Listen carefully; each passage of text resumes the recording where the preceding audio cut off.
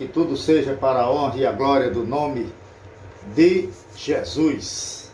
Me permita fazer uso da palavra de Deus.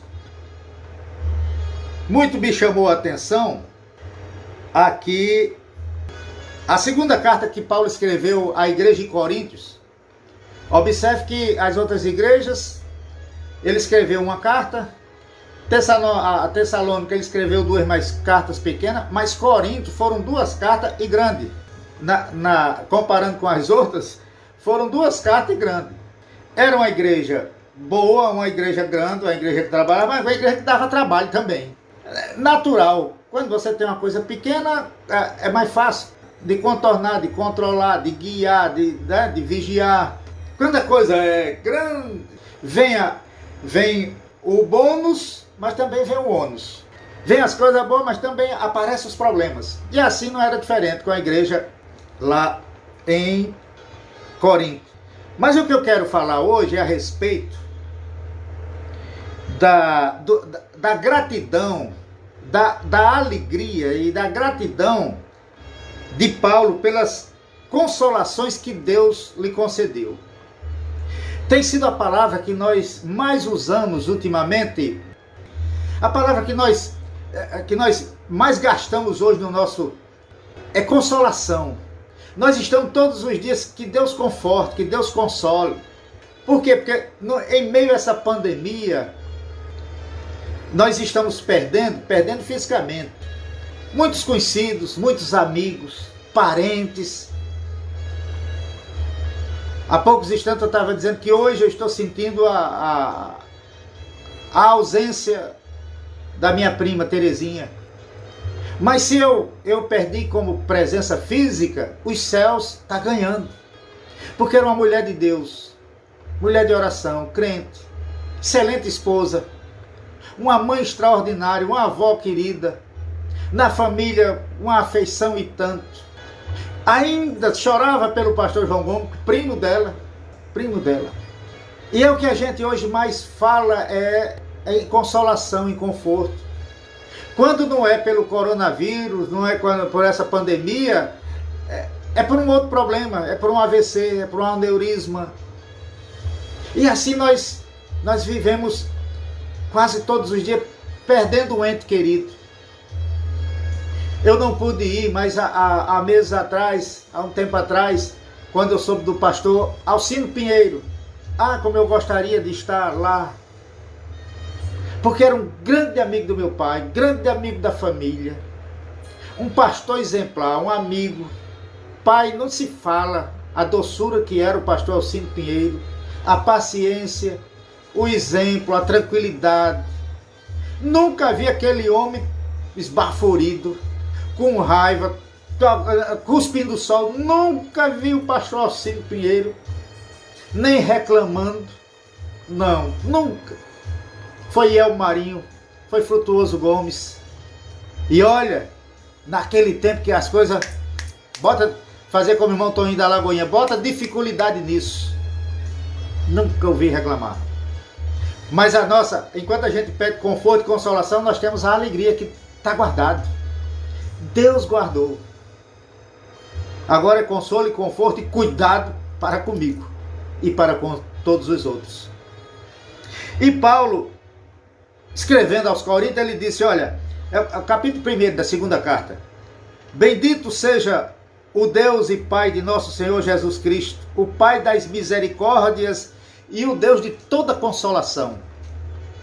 O Deus de toda consolação, que nos consola em toda a nossa tribulação, para que também possamos consolar os que estiverem em alguma tribulação, com a consolação com que nós mesmos somos consolados de Deus. Porque como as aflições de Cristo são abundantes em nós, assim também a nossa consolação sobeja por meio de Cristo. Como abunda em nós, que sobra, irmão, de você para com o outro, para com seu irmão, para com seu parente, para com seu próximo. Mas se somos atribulados, é para vossa consolação. Mas se somos atribulados, é para vossa consolação e salvação. Ou, se somos consolados, para a vossa consolação é, a qual se opera suportando com paciência as mesmas aflições que nós também padecemos. E a nossa esperança, olha o que ele está sempre dizendo, né? Ele não está só, ele não está falando a respeito dele, né? Só dele. E a nossa esperança, é porque Paulo estava falando para ele e de Timóteo. E a nossa esperança acerca de vós é firme, sabendo que, como sois participando das aflições, assim o sereis também da consolação. Porque não queremos, irmãos, que ignoreis a tribulação que nos sobreveio na Ásia. Está prestando bem atenção que ele não está falando dele e do companheiro? Não queremos, irmãos, que ignoreis a tribulação que nos sobreveio na Ásia, pois que fomos sobremaneira agravados mais do que podíamos suportar. Mais do que eles suportavam veio. Aí hoje tem crente que... Não, irmão, tudo é vitória, é bem bom. Crente não é para sofrer, não. Mas... Ei, coitado de Paulo e Timóteo, né? Olha, se ele está aqui dizendo que veio mais do que podíamos suportar, de modo tal que até da vida desesperamos. Até da vida desesperamos. Mas já em nós mesmos tínhamos a sentença de morte, para que não confiássemos em nós, mas em Deus, que ressuscita os mortos, o qual nos livrou de tão grande morte e livrará, em quem esperamos que também nos livrará ainda, ajudando-nos também vós com orações por nós, para que pela mercê que por muitas pessoas nos foi feita, por muitos também sejam dadas graças a nosso respeito. A nosso respeito. Mais uma vez, voltando aí a ideia, depois que a gente lê um texto desse aí, como é que fica determinadas igrejas, determinados pregadores, sermonistas que pregam só vitória, e que é para comer do bom e do melhor, é o melhor dessa terra, e você não tem de... Não, nem uma dor de dente. Crente não é para assistir nem uma dor de dente, porque ele levou todas as nossas dores. Eles se agarram a esses versículos, né? Mas está aí um testemunho, prova das tribulações que passou Paulo, que passou Timóteo. Tadinho deles, se hoje estivesse no meio de nós, em que igreja eles poderiam se congregar? Ia procurar a igreja de fé, né? Porque hoje todo mundo é vitória, vitória, vitória. É a chave do carro, é o navio grande, é a fazenda, é a riqueza, é a empresa. Hoje eu estou com a empresa, daqui a 5 dias já tenho 5 empresas. Eu nasci, Deus botou aqui para ser empresário, porque é para todo mundo ser empresário. Se todos forem empresários, meu irmão, todos fossem patrão, quem é que vai arrumar a loja, quem vai abrir, quem vai botar na prateleira, quem vai catalogar para dizer o que está faltando, o que vai... A verdade, querido, é que as tribulações... O que eu quero dizer, irmão, eu quero ser rápido para não chatear... É que ultimamente eu tenho passado por tribulações. Eu tenho passado por tribulações. Eu estou, meus queridos, desde final de 2018, desempregado. A emissora, a empresa que eu trabalho, que ainda trabalho, ainda estou vinculado a ela formalmente, as suas atividades de AM foram encerradas. E o patrão, o proprietário, está lutando durante todo esse tempo para transformá-la em FM. Então encerrou as atividades, aí veio as dificuldades, nem de um lado nem de outro. A empresa sem faturar, não tem como me pagar. E por outro lado, como minha carteira está formalmente assinada, eu não tenho direito ao auxílio emergencial do governo. Então, para você ter uma ideia, um limiar da situação. Novembro para cá veio a saúde da minha esposa, acidente. Nós saímos há pouco, sábado à noite ela estava na mesa de operação fazendo uma cirurgia renal no rins, porque de tanto tomar antibióticos e anti-inflamatórios de novembro para cá, agravou-se, tá? O problema no rim. Então, uma coleção de tribulações, de dificuldades.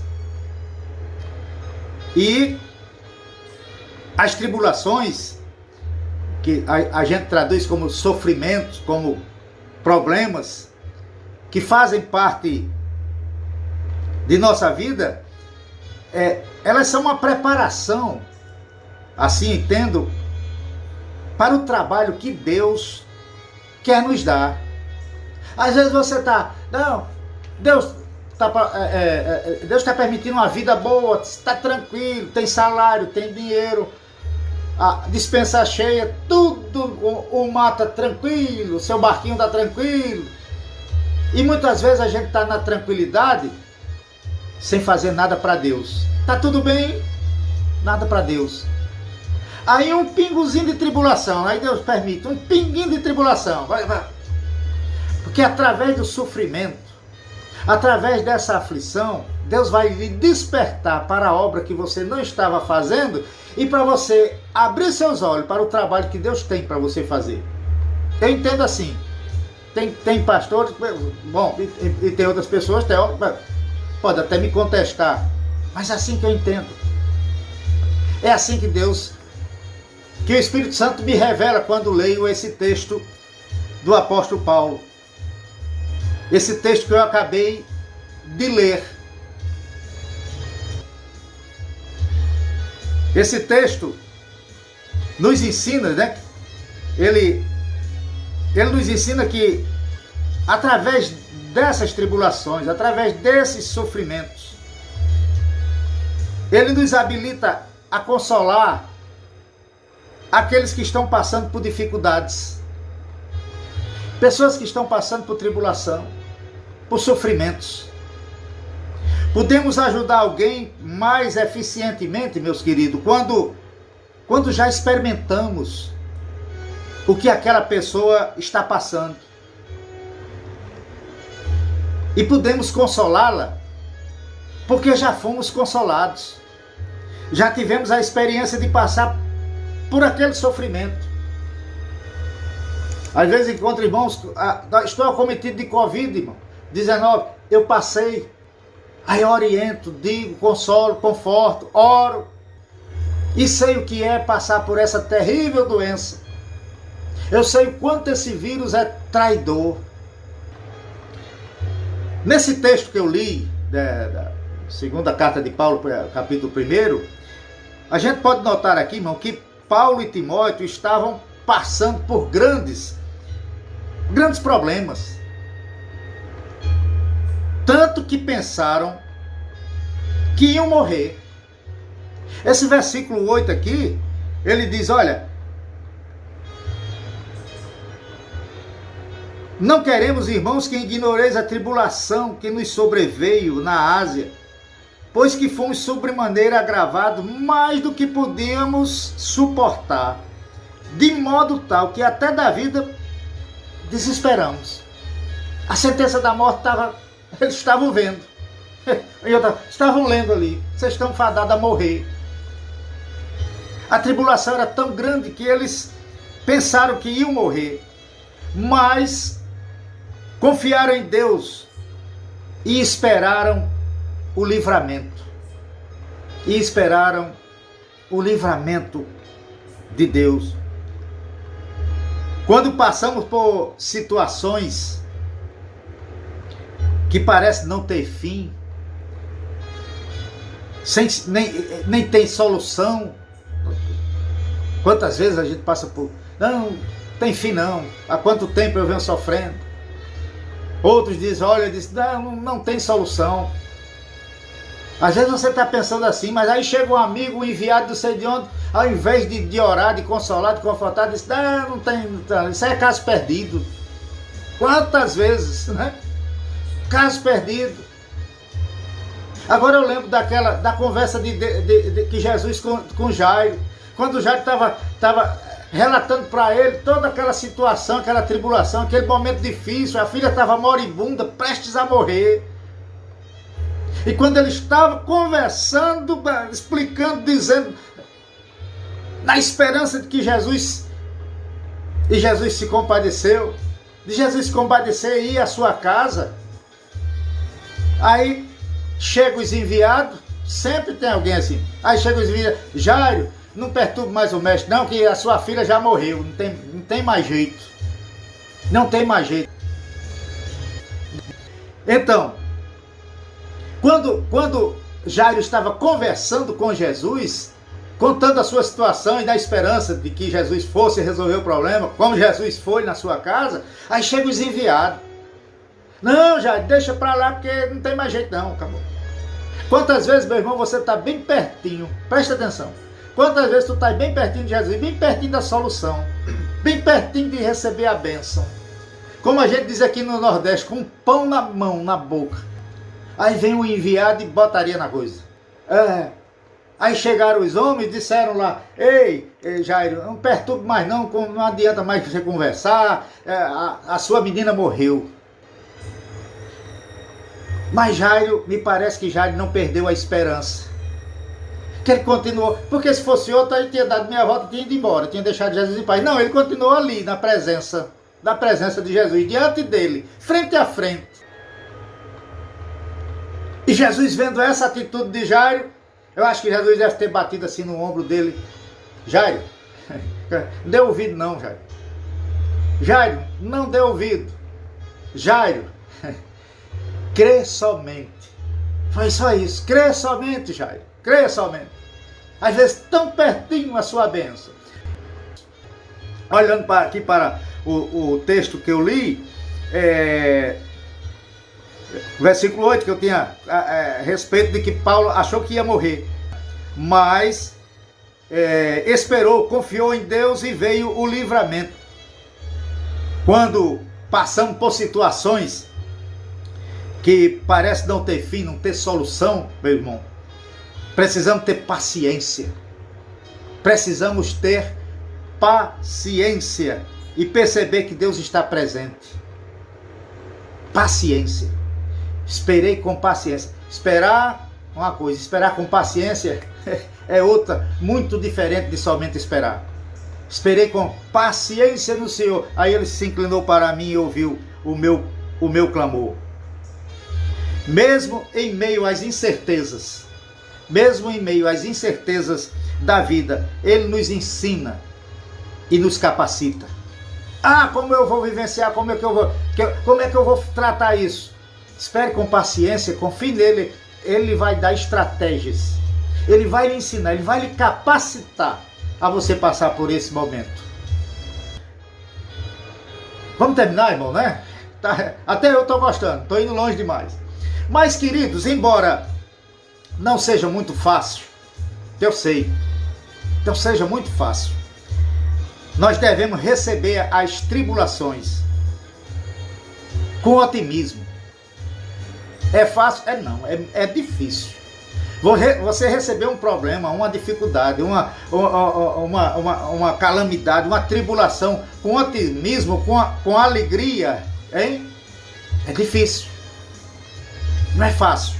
Eu sei que não é fácil. Mas devemos receber com otimismo. Sabendo que o Deus da consolação, como disse Paulo, sabendo que o Deus da consolação nos ajuda, nos conforta e nos consola em todas as tribulações. Por meio do sofrimento, meu querido irmão, por meio do sofrimento, minha querida irmã, somos preparados para que também consolemos aos outros, consolemos aos nossos irmãos, consolemos a nossa família. Aprendemos a não confiar em nós mesmos, na nossa força, no nosso braço, no nosso conhecimento, confiando só na ciência. Tem muita gente por aí, muitos crentes, confiando na ciência. Viva a ciência. Eu vi o irmão postar uma coisa e viva a ciência. Eu digo, meu irmão, amém, viva a ciência. Mas antes de viva a ciência, viva ao Deus da ciência, que deu sabedoria, que permitiu isso. Primeiro ele, dele acima de tudo. É por isso que tem muitos por aí que ficam apavorados quando o presidente da República, mas é um ímpio. Não sei se é ímpio, não vou estar julgando. Mas se faz de crente, não vou julgar, meu irmão. Eu tenho a obrigação de orar por ele, como presidente da República. Eu tenho a obrigação de orar. E quando ele diz que Deus é acima de todas as coisas, eu concordo e digo amém. Eu nasci em 1900 e volta, já vi tantos presidentes, nunca passou um por ali para fazer menção do nome de Deus. Deus permitiu que veio um.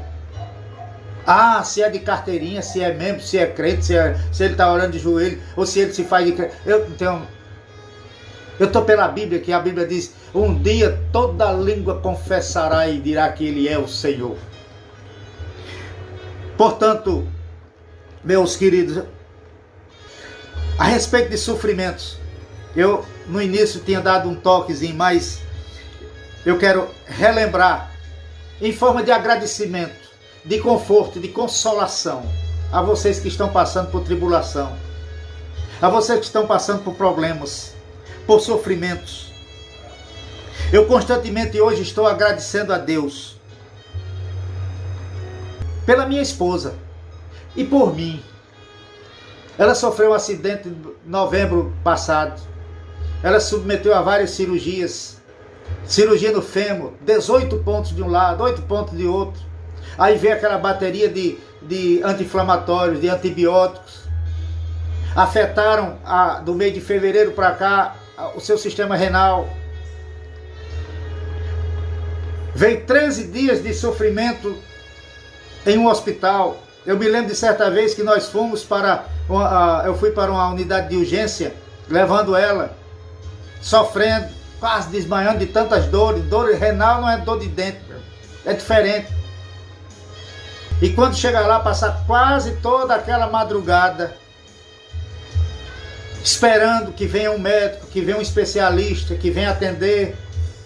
É preciso, além de você ter o seu controle naquela hora, daquele sofrimento, daquela tribulação, você ter a paciência e confiar em Deus e esperar em Deus. E eu sei que durante todo esse tempo, as lições que eu tive, o aprendizado que eu tive, ela também teve. Porque vem a tribulação, vem o sofrimento, mas tiramos dele sim ensinamentos. Quem sabe você parado, estava tudo bem bom, despensa cheia, salário assegurado, ninguém doente em casa, tudo às mil maravilhas, barquinho ó, navegando em águas tranquilas.